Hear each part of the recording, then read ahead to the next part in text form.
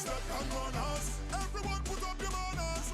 Respect and manners. Let me see all of the jammers. Welcome back to the Now Morning Show. Today we're excited to have a full-time multidisciplinary artist in studio. From a background in advertising and graphic design to 2 decades with Design Workshop, Debra Evans joins us to share her incredible artistic journey this morning on Now. Good morning, how are you? Good morning. Fine, thank you. I'm happy to be here. It's a pleasure to have you here. I know we probably got you out of bed just a little bit earlier than usual. A little bit.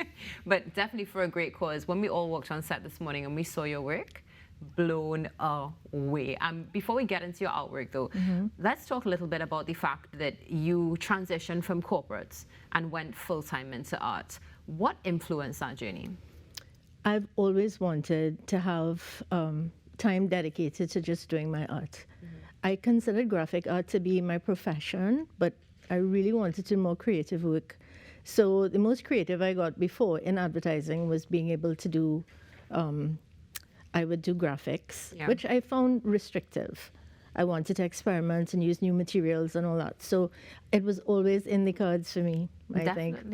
And you say using new materials, and this is something that's so fascinating because from what we've learned about you so far, 3D, you do wire, and all these other things, and we've seen on set as well, copper and so much more. How does that influence your art as well, would you say?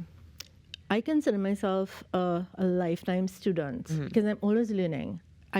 Everything is a challenge for me. I like new materials. I don't like just doing the same old things. You know, I want to use new materials, new techniques. And fortunately, we have a plethora of materials to use now, things we didn't have before, like even different weights of copper. So I use the material that is most likely to give me the results I want. So we had standard gauges of copper before. Now we have softer copper. We have aluminum, we have brass, we have sheeting that I can use, which people were not, exposed to before. So now I think it's up to me to take it a step further. I use a lot more detail. As you see, I use lots of clean lines and lots of detail. So you experiment, and that's what I've been doing. I mean, and we're seeing the great results of this experimenting because, wow. So before we get into the pieces on set, one more question. Now, you spent 20 years with Design Workshop. How would you say, or were there any pivotal moments during Design Workshop that made you say, all right, it's time to step out and just go full-fledged creative? Okay. Before I got into Design Workshop, I spent time in advertising, which is very, very draining. You have to dedicate your life to, from sun up to sundown. People who work in advertising are dedicated to just that. And I felt like I was missing a really creative outlet. So it was always, something I had in mind, and I would find opportunities to do my creative work. So I would work on carnival costumes and gifts for friends and that kind of thing. And then I decided to just try a little harder because my friends kept saying, people need to see what you're doing. Let people see it's different. And being different also meant taking a risk because artists are very sensitive. It's not a stereotype. We are sensitive. And with graphics, I felt the lines were clear cut. But in doing my creative work, you now open yourself up to critique from the public. Right? So I didn't know that I was ready for that.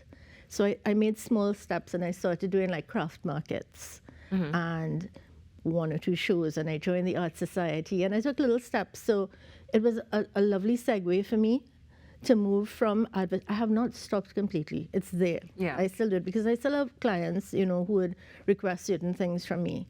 But this is where this has been a natural transition to me. I did not force it. It came pre-COVID, which really did not interrupt my workflow during COVID. I just continued. That's beautiful. And we're glad that you continued. So let's start with these incredible pieces in studio this morning. So the first one that is to the left of me, this is called Divine Feminine. I mean, this screamed at me this morning. Tell us a little bit about this piece and how you were able to get such intricate detail as well. Okay. The style of this piece is very reminiscent of Alphonse Mucha. And you'll see some of he highlights the woman, the figure of the woman, and I wanted to make it a tropical version of it. So there's a lot of symbolism. It's lovely to look at, but there's a lot of symbolism in it. And the details represent the nurturing aspect of woman. You see the circle is from the heart chakra. it encompasses the woman in a circle of life and growth. So there's a lot going on in my work. I always wanted to say something. It must have significance. I wanted to look nice, but it has that It as well. definitely speaks volumes, to say the least. Tell me, how long does it take to do a piece like this? Dedicated time on this would be at least a week. Wow. Yeah. Absolutely fantastic. I mean, it looks like it would take years, so hats off to you for doing it in at least a week. So let's go on to this next piece that we have in studio this morning. The copper is called Shimmer, and this is beautiful because there's a hummingbird. What inspired this? Well, my ode to doing traditional work. So I'm not discarding the old styles and the old work. So this is my version of a hummingbird. I'm not doing hummingbird and hibiscus necessarily. I'm doing my spin on it. So Shimmer is what you call a group of hummingbirds, which I thought lent itself nicely to the material we were using. So this is just that I incorporated a tropical theme, and this is just my version of it. And would this be around the same time frame of a week or so, or a little bit longer? It's a little bit less because it's a slightly smaller piece and less intricate. But what I tend to do is I work on multiple pieces because of the treatment that I do. Copper is what we call a living material. Okay. So it tends to change over time. The coloring would change over time. So you work on it, you put a coating, so that it preserves that color. The longer you leave it exposed, the darker it gets. Okay. So yeah, so you are able to get different depths of color in it. And I also applied an open flame, which also adds, yeah. So I'm a lot of it is experimental. Yeah. But I mean, there's a lot you could do. You know, you don't always have to stick to the books. Definitely. I mean, you just said an open flame. Art is becoming an extreme sport. Well, yeah. Now, going on to the next one, Jubilation. I mean, Yeah. this is something that also I know caught Rox's attention as well. What inspired this piece? Was this from something that you witnessed, or this just came from your imagination? This was inspired by a dance group from the UK. And I found that the lighting they use was so striking. Now, usually with paint, people can do so much. Right. But I actually minimized what I did on this one. You'll see there's a lot more detail on the other pieces. Yeah. So this, I actually tried to use light to create the effect. So it's simple, but I mean, it is effective, and it's minimal. And this is paint on canvas. Just paint, yeah. So more traditional. And that's the beauty of your work, because we see you have this balance of traditional and I wouldn't say futuristic, but definitely a bit more forward thinking. Yeah. Now, let's talk about this traditional piece coming up here. I mean, it's something that sits with us all, blue. I love this. What was this inspired by? Aside from, of course, Mars. Was this something you saw? Or? Mass is as much a part of my life as art is a part of my life. I grew up in a creative home, and this was like normal stuff for us. Okay. Because my father's a mass man, but I got my work ethic from my mother. And I realized without that combination, you don't go anywhere. Like, you have to be able to combine the two, to stand out. And this is, I used to be a Minchelite. Okay.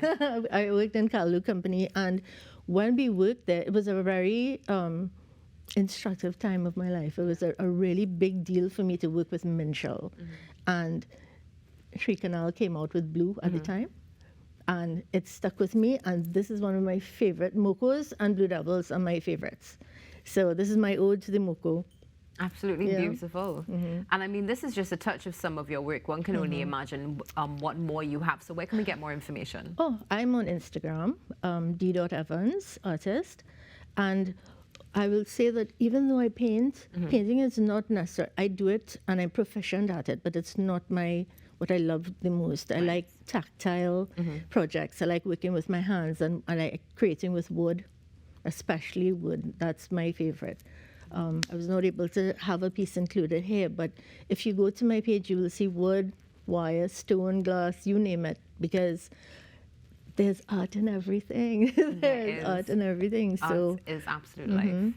Debra, thank you so much for joining us this morning. It's been a pleasure. Thank you for having me. Of course, and looking forward to seeing more work from you as well.